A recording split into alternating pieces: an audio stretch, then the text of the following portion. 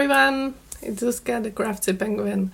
Welcome back to another video. If you're back to the channel, welcome. If you're new here, I am back from Toulouse from our short vacation, and I've been at home for a few days already, so I'm putting stuff in order and trying to remember what I've shown you in not the last video, that one was talking about Toulouse itself, but in the one before that. But I believe I remembered what I've shown you before and what I have made new since then. So this is going to be a craftsy update and also a bit of the travel update for Toulouse.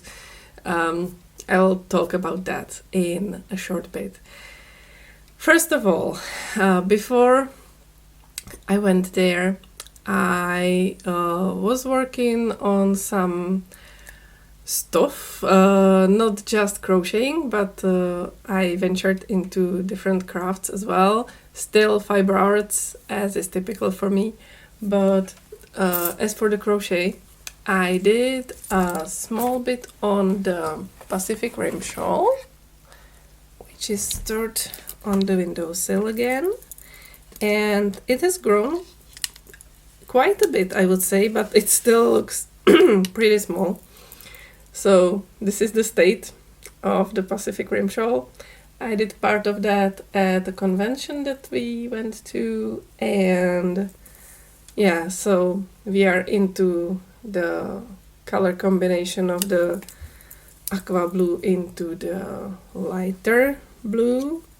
There is then white and gray, as you can see on the gradient there. So we are getting through the gradient, but yeah, it grows slowly, but it's not as tedious. I expected those long rows of single crochets to be like boring or something, but when I have something else to listen to or to watch or follow, it's quite easy to just be doing this, just keeping an eye out on my tension so that I don't pull it too tight, and it's all okay. Another thing that I mentioned, I think, in the last craftsy video was that when I made the coin pouches for the teachers at the kindergarten, my kiddos will for sure need their own. So yes, of course they needed their own. They have chosen their preferred colors, and as I suspected from the reminders that I have, Marek chose this purple and light blue combo, so I made him this quite interesting sort of optical illusion mosaic crochet pouch. He already has some of his coins in there, and Danik wanted one with red and many colors, so I had this big remainder of red, and then I had all of these small pieces. So I tried to make this sort of like a gradient combo again, so that the red would be interspersed with colors that would go themselves in a gradient. Some of the colors there wasn't really enough of the remainder to make the full row or 2 rows that I needed for this idea. So, but in the end it worked out. It was still enough, and we ended up with this. So this is the coin pouch for Danik, and you can see the colors are sort of mirrored on the pattern, and the red is sort of like this background color or the main color of the pouch. And once I have done that, I started working on another project, which I'll talk about in a short bit. I will tell you all about it, but I was left with like this bag of remainders of Camilla yarns. So there is quite a bigger piece of the red and the light blue, but the others are like super small. So I was like, okay, that's good. I can make like maybe some more pouches in the future when I want to, but we're finished with that. And then one of my friends had a birthday picnic party, and we decided with the whole group, with this birthday friend not knowing, that we will get her a coin pouch full of different kinds of coins, that you can use to pay in other countries, but that are assorted, a mix. So, and in the end we used Czech crowns as well, but we needed a coin pouch for that, and we were discussing making one in the colors of the Norse flag, Norwegian flag, and the other possibility was the Scottish flag. So in the end we decided for Scottish because it was easier, the cross to make was easier, and I don't have the pouch anymore, so I will plop a picture on the screen here so that you can see how it looked, because it was already given to her and she was really happy with it.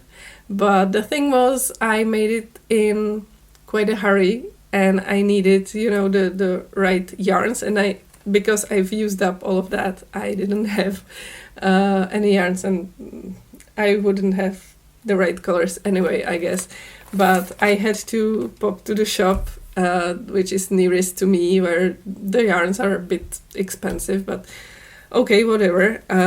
And because at that point the flag wasn't decided, I had to buy both the variations. So for the Norwegian flag you need this darkish red and dark blue and white, and for the Scottish you need white as well, but lighter blue. So I ended up with a new bag of Camilla yarns, and you can see the blue and the white for the Scottish flag were used, but these ones are full, which were the possibility for the Norwegian flag. So again, I have more material for mesh bags or coin pouches or whatever else Camilla is good for. So the stash busting sort of took another turn, but I'm not mad about this. Those are not big, big balls of yarn, and I've already destashed quite a bit, so I should be okay. Maybe the numbers at the end of the year are gonna be interesting, but so I used part of it already, and the remainder can make some more items when I need that to be. So that's the crocheting part of stuff.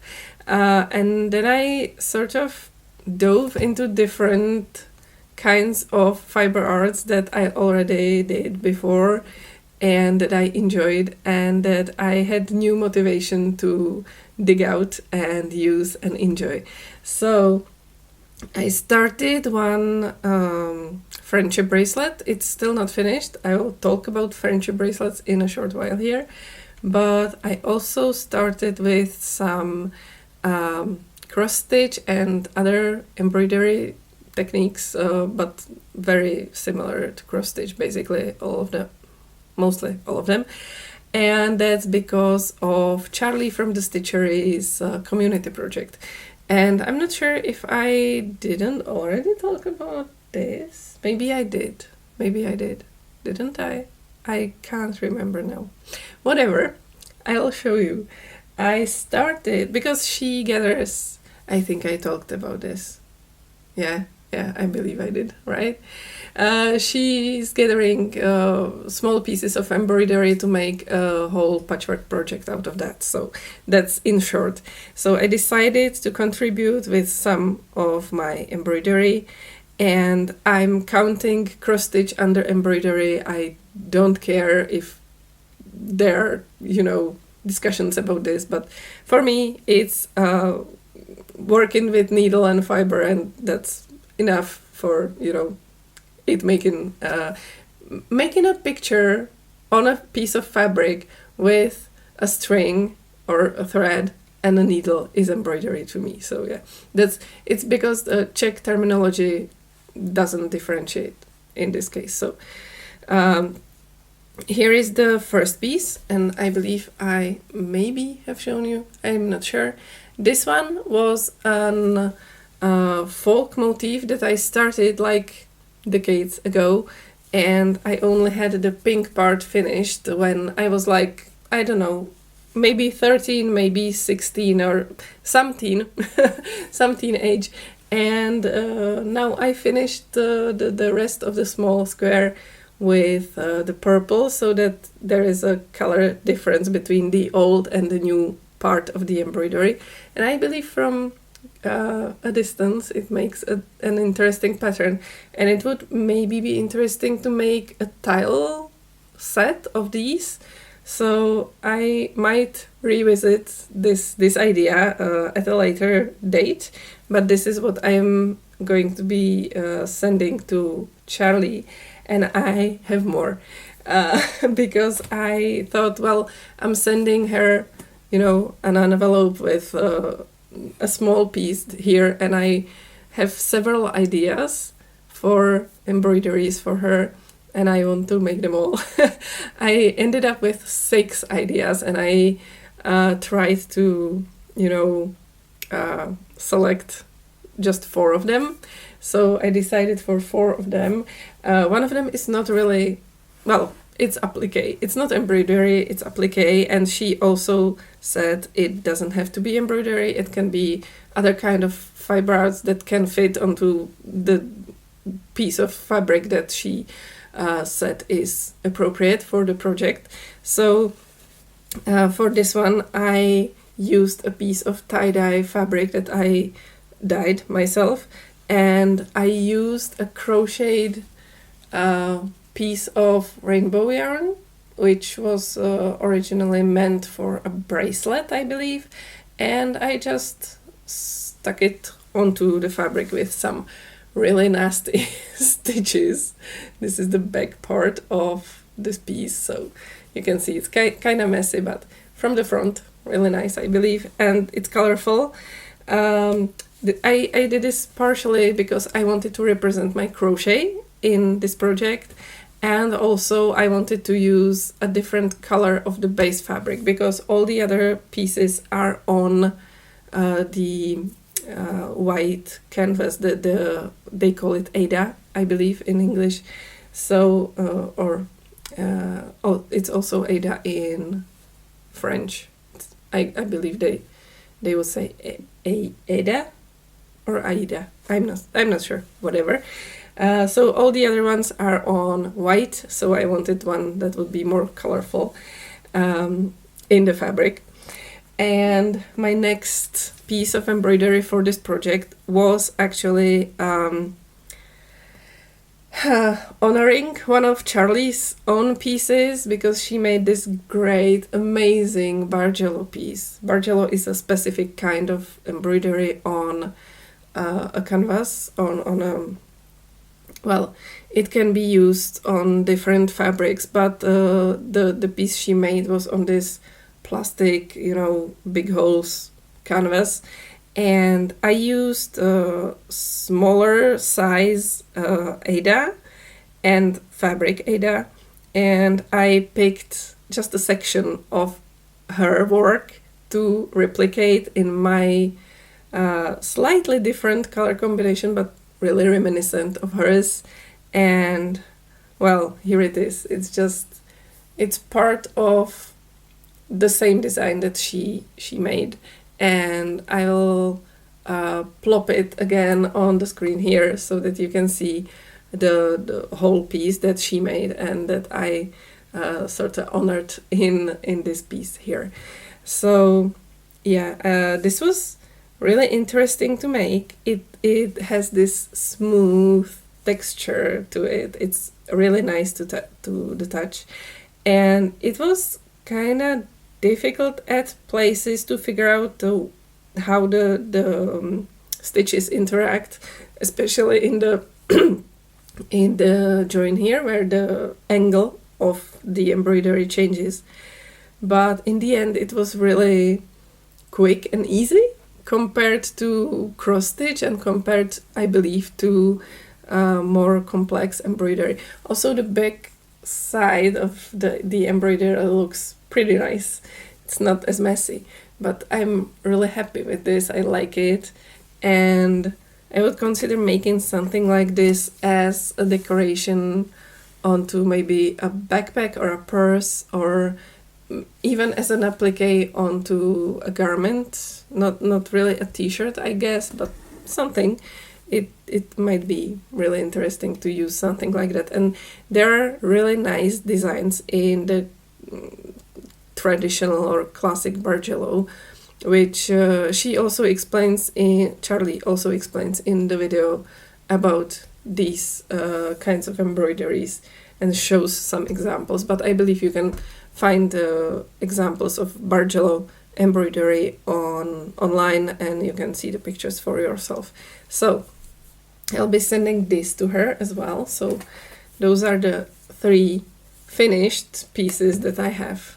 This one was literally the quickest. That took like 4 minutes, but it was longer to shape the crochet onto the fabric to make a wreath out of it, basically, and pin it and then sew it on was really easy.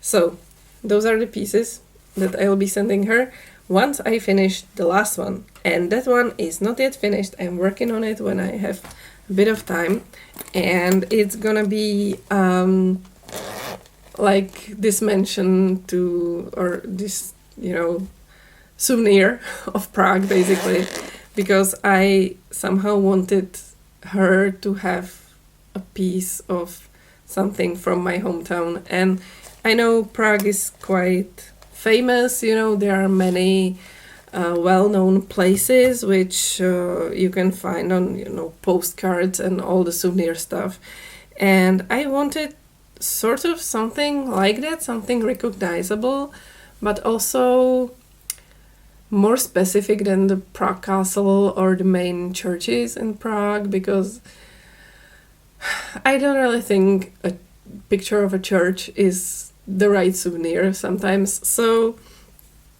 I have this, I actually found a pattern for a cross stitch online of the Old Town Bridge Tower and the surrounding buildings, and I really liked that, but I needed to change the colors because it was really dark and moody and it didn't have much details.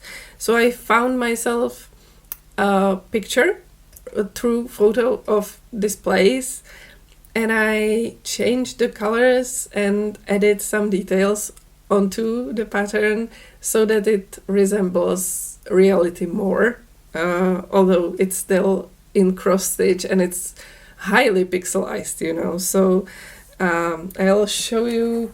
I used just basic graph paper to sketch the pattern. So this is part of it. It didn't fit on the paper really, so another part is over here and another part is over here.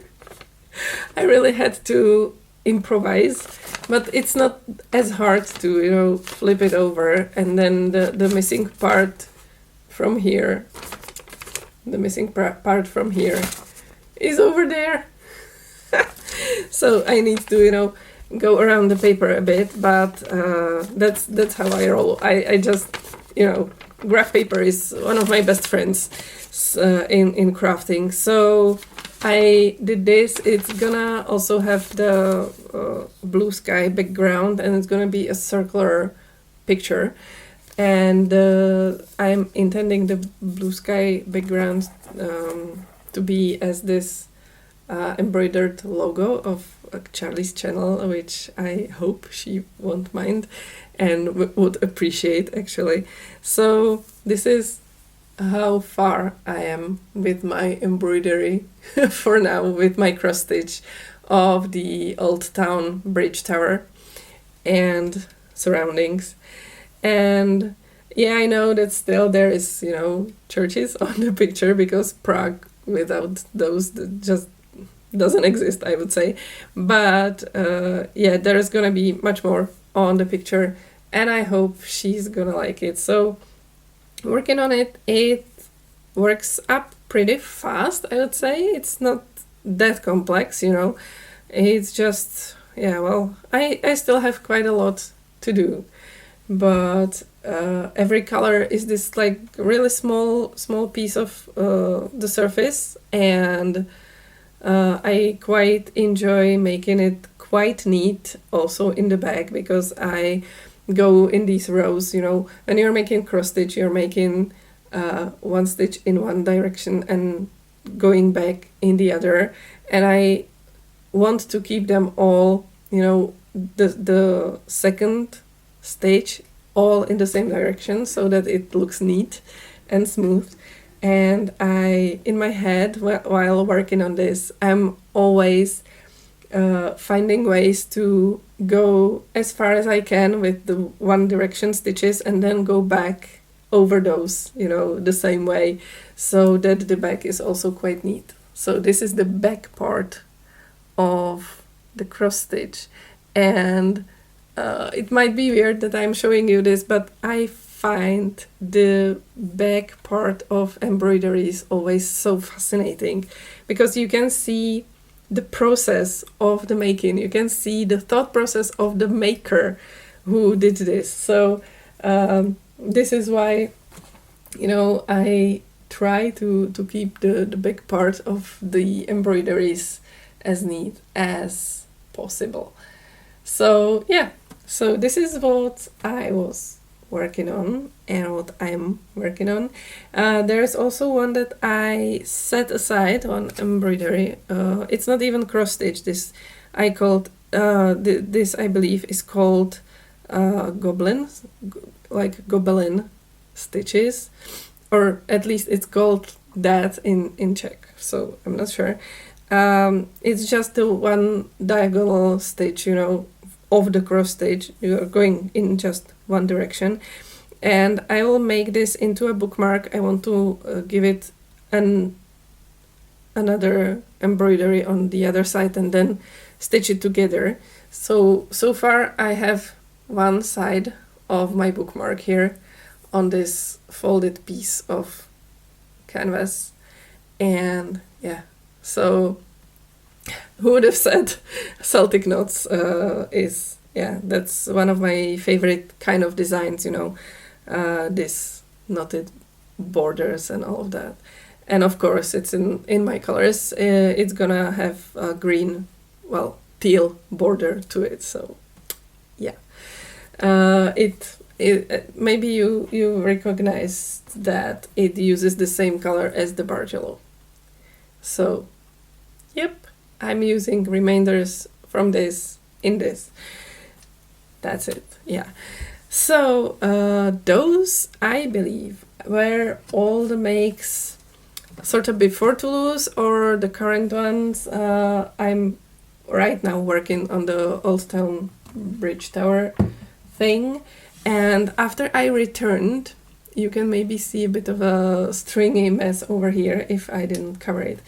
After I returned, I had some space on my table because it was cleared out for my dad, who wanted to repair the paint on the table, but he didn't manage to. So I'm still keeping it sort of organized so that I could pick everything and make space for the work if it happens. But I used the free space to take out this stringy mess, which was a box of started friendship bracelets and these just bundles of strings for friendship bracelets ready to be made but never started.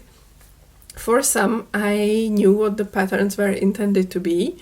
Most of them were arrowheads, but for some I knew I had them saved, the patterns, but I didn't remember them, so I tried to find them, and thankfully the filter in bracelet book, which if you're making friendship bracelets you need to use bracelet book on the internet. The filter works also in the saved patterns. I save my patterns on bracelet book, and I'll link my account on bracelet book in the description of the video. You can also search your to-dos and your likes. There are sections where you can save the patterns, and I'm saving the patterns that I want to make in my to-dos, and then when I make them, I move them into the likes. So I was able to search through my to-dos and find a pattern that I intended for this one, which was meant to be one of the set for the Disney princesses, which I made like, I don't know, 4 years ago, something like that. Again, there will be a picture on the screen, but I intended this for Rapunzel and never made it. So I found the pattern that I wanted to make and started it already. So if the camera allows, you will see in a short bit how it looks. For now, I'll continue with this shortly. And I also have some unfinished ones. I have one for Pocahontas. This is the Ace arrowhead bracelet that I started as well. I want to do something with this, which is a special kind of knotting in the style of friendship bracelet, but you know, in all directions. And I'm considering either adding string to this or just continuing with the strings that are there already. So we'll see about that. And I have some more bundles because I had these like longer scraps of thread of strings, and I tried to match them in length and colors and made some more bundles for bracelets. So I have some for, you know, whichever pattern comes to my mind, or I will just make a random bracelet, random pattern, and I'll see where it leads me. I also have two bundles with bracelet already started. This was also a version of the Rapunzel, and I really don't like it, and I don't know what to do with it. So I have a bracelet started which I don't want to finish really, and this one was meant to be Tiana, and again, annoying to make, not a great contrast. I don't like it. I'm not gonna do that. I'm not gonna finish it. So yeah, there is also a beautiful colored bundle that I don't have a pattern decided yet. So that's about like, I don't know, 12 friendship bracelets in the making, and I already made one with the remainders, and I can't see it right now. Where is it? I had it somewhere here. I made this really small one, which probably one of my kiddos is gonna take. I haven't shown them yet, but yeah, those strings were like, I don't know, this long. So it really made just a small bracelet, but with the ties I could use it on my wrist. My wrist is pretty small, it's like 14 centimeters, but yeah, I could make a knot with this, but the bracelet is just, the pattern part is really short, but I really like this pattern. I mean, it's made with just 10 strings.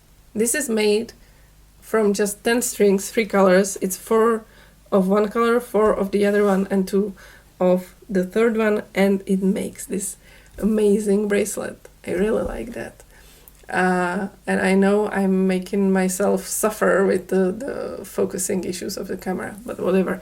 It's really nice. I think one of the kiddos is going to like this.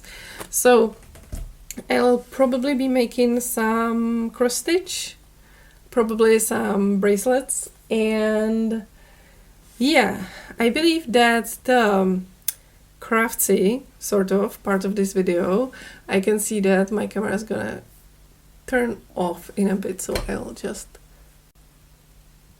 stop it and start it again, and I'll continue sort of with the fiber arts also in the Toulouse part of this video, because I of course brought some goodies with me, and I tried to visit quite a lot of fabric shops and yarn shops, but the supply was not really that interesting, so I just ended up with this one ball of yarn, which is DMC Brio, and they had quite interesting gradients, but it was also quite pricey. And what is surprising on this, it's 20% wool and 80% acrylic, and it doesn't seem to bite me. It doesn't seem to itch when I put it on myself. This is the ultimate test place for me. It doesn't seem to itch or scratch me, which is weird because usually wool means just I can't. I can't even use merino wool because it's itchy to me, and this one is not. So maybe if you have the same problem, try DMC Brio. Try it in the shop, try it on your neck. It's okay, you can do that. Just if you're normally clean, you're okay. So this was one of my loots from Toulouse, and the other one is from this shop that seemed to be closing. They had this like 20% sale, and the guy seemed like, first of all, he was leaving when we came to the shop, like leaving for the day, although it was supposed to be open, you know, for 3 more hours. But he let us in. He was kind of a bit impatient, I believe, but he let me, you know, check what he has, and it looked half empty, the shop. But I found these 3 cotton, well, there were more, but I took 3 of these cotton puppets. It's from Puppets, which also makes embroidery floss.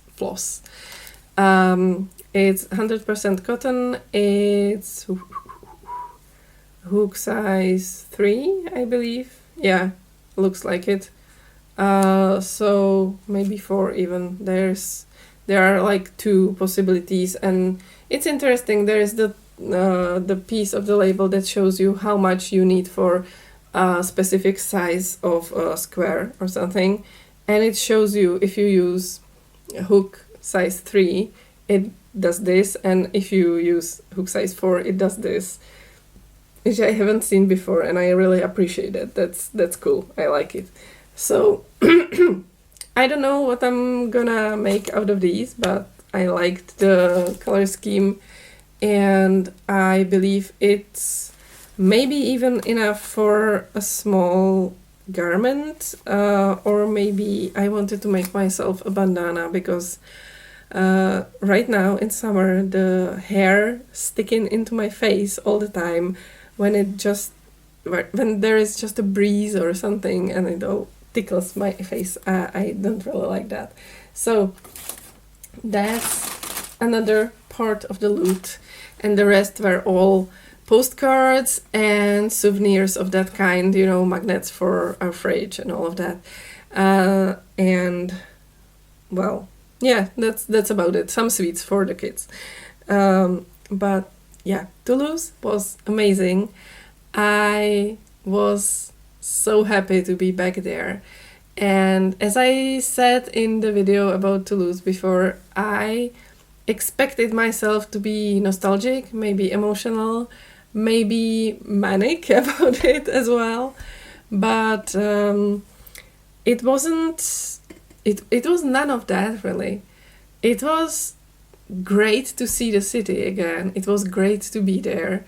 And I don't think there really was a moment where I was like emotional, like touched or moved to be at a certain place. But I was excited to see all the places again.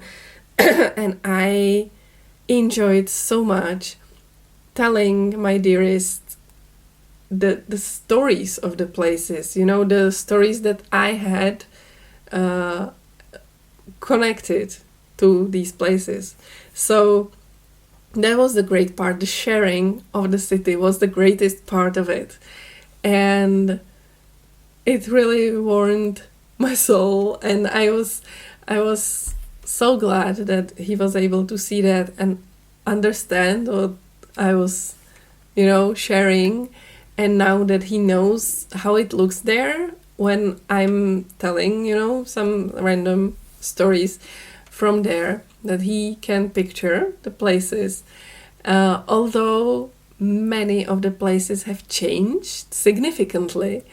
And I was quite surprised to see some of them changed.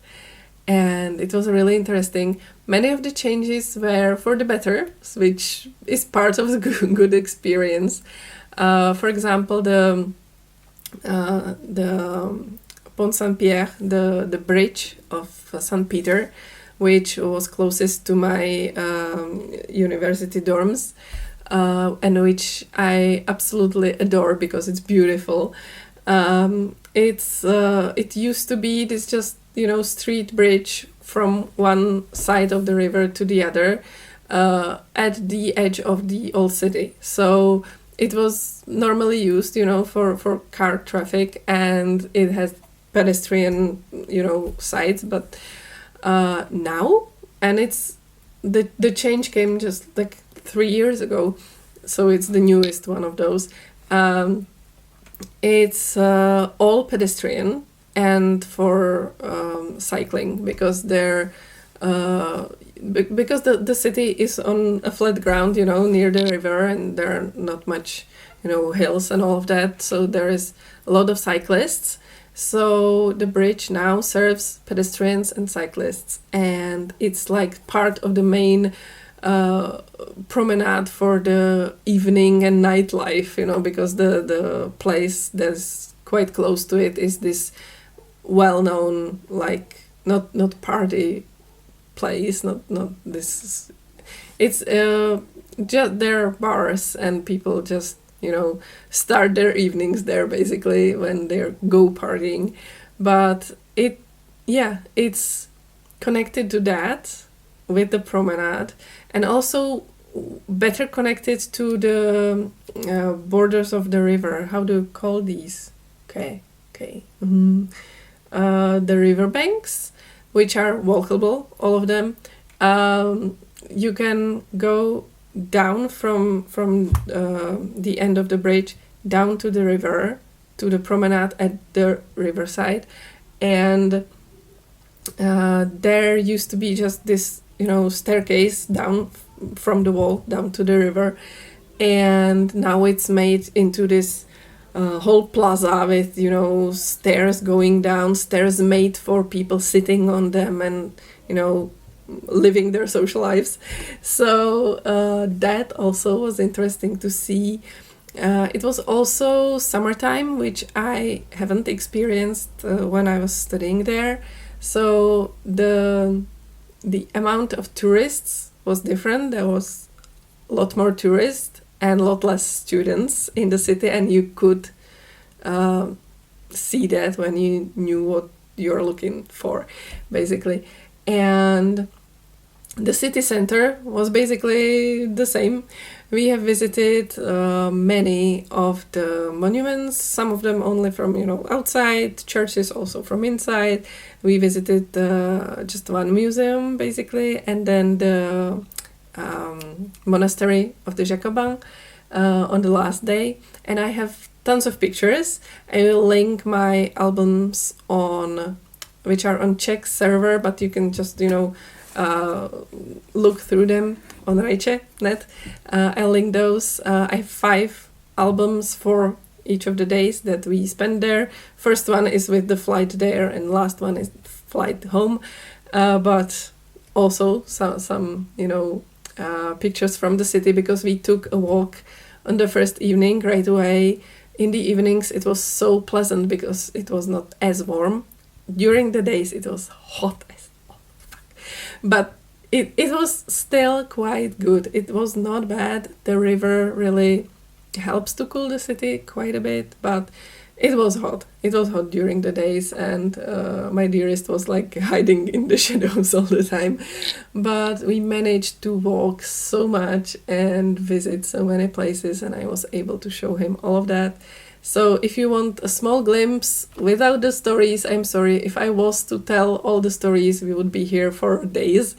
But you can go through the albums and through the pictures there.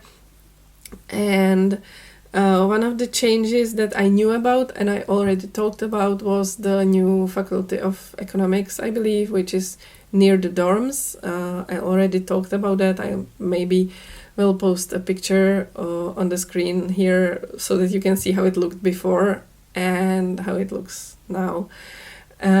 So that's quite a jarring change, but it's still not that bad, and we were able to access the area of the dorms, and so I was even able to see like this was my window, you know, from the dorm and all of that, but we didn't go, you know, inside the buildings. There are changes around the university that's closest to there. There are 3 universities in Toulouse, and the one that was close to my dorms was not the one where I was studying. So they're making, you know, more buildings there, more preparing works for that. The parking is closed on the other side again, and all of that. But my own university campus is also changed quite a lot. We took the metro to go there, and I knew from Street View that it had changed, but I didn't realize how much. So it was not shocking, but it was quite interesting again to see all of that. Because originally the whole area was built with these like Tetris block looking buildings from the end of 60s, I believe. And it was meant for this, I believe the project was originally meant for a city like Algiers or something like that, where it never rains and it's so dry and hot and all of that. But in Toulouse, the weather is sometimes different. The winters are more like rainy and all of that. So the buildings were not really as well suited for the place, and they got damaged in some explosion of a nearby fabric for something. I don't know what happened there. It was in the 90s, I believe, maybe 2000s, like the start of 2000s. And there were problems with heating and all of that. So those Tetris buildings got removed and rebuilt completely new, basically. And some of the newer buildings from the campus stayed there. But for example, the old canteen was torn down and it's not there anymore, which I didn't know because on the Street View it's still there. So yeah, again, maybe I've put some pictures. And the new buildings of the university look really nice and fresh and all of that. It was quite a big project to remake all of the old blocks, and there's one part that stayed there in the original, style, but all the other corridors and buildings are new, and it looks so interesting. And it was empty. There were like 3 people in the whole area. So it was really interesting to see it like that, because I always knew it like full of students and, all the corridors full of people, and the green areas, used to sit and just, enjoy your free time. And the green areas weren't green because it was hot and summer and all the grass was just yellow and just scorched. The only green part was this artificial stream going along the campus, which was full of this, surface algae, which are totally green, and full of frogs also. That was fun. But I was also like looking at this one place near the main building, and I was like, something is missing there, and I don't know what it was, but there was something when I was going to study here. So And I was also looking for this like a big staircase that was used also as a seating area, and it wasn't there, and I wasn't sure where exactly that was, but I knew that in this part of the campus it was there. I used that for, you know, taking snacks and watching people, all of that, and it wasn't there.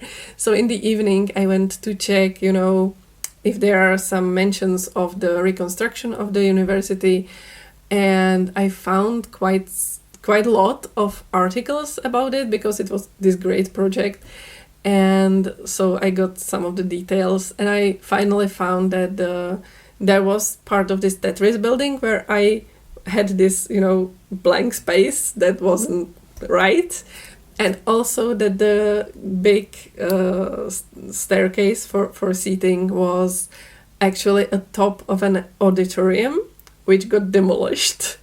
So, and it was right beside the main building. So I found a picture, again, maybe putting it on the screen, of the staircase and the auditorium being partially demolished and open to the, you know, air, which was so interesting to see and so weird.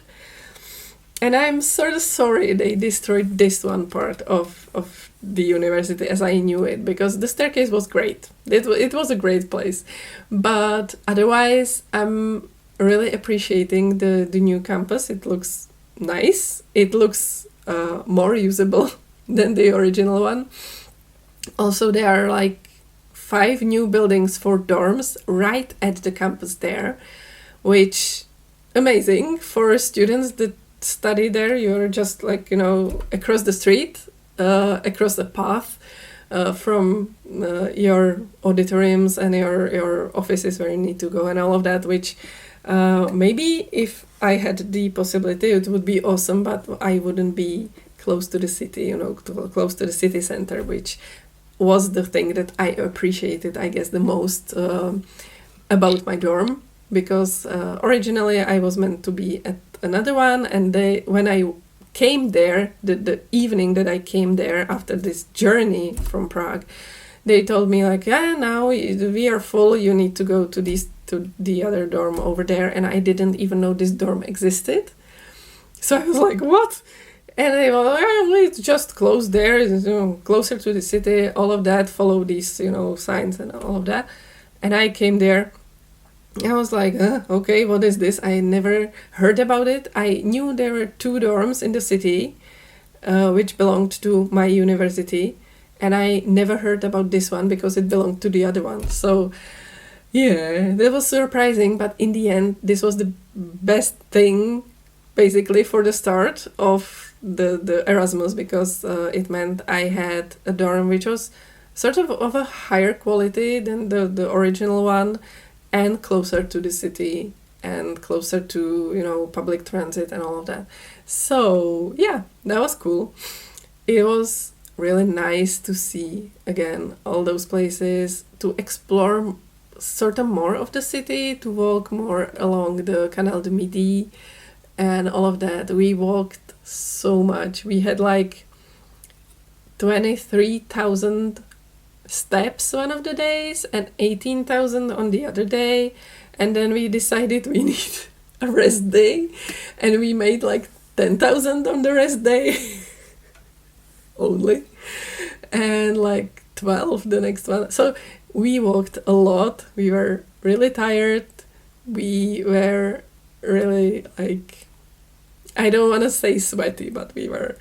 And I had my feet constantly like dust, full of dust, because some of the paths along the canals and all of that were just, you know, this, dust roads, just paths, you know. And the city itself, it's just, but it was beautiful. We found some places that I didn't visit when I was studying there, so that was really great. And we've seen all those changes and all that. We just experienced it in a different way now, and it's a whole new set of memories, and I'm really glad we were able to do this. Also, when we were going back, and we had this stopover in Munich.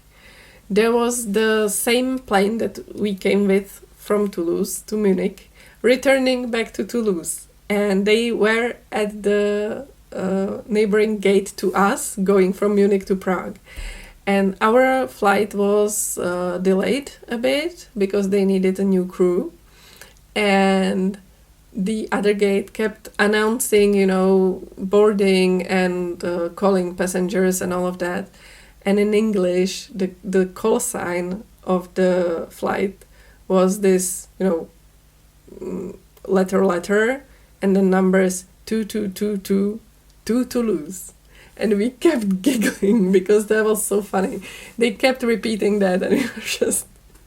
So that's now a new internal joke here. The flight 2222 to Toulouse. So yeah, we had fun. And yeah, the accommodation was also quite nice, all great. So yeah, so I believe, as a recap, as a short, you know, conclusion to this stay, I hope this is like enlightening or interesting enough for you, and I'm really happy that you decided to spend your time with me. Thank you so much for watching, and I believe all that remains to say now is have a great time, enjoy crafting, enjoy creating, and enjoy the colors. Goodbye.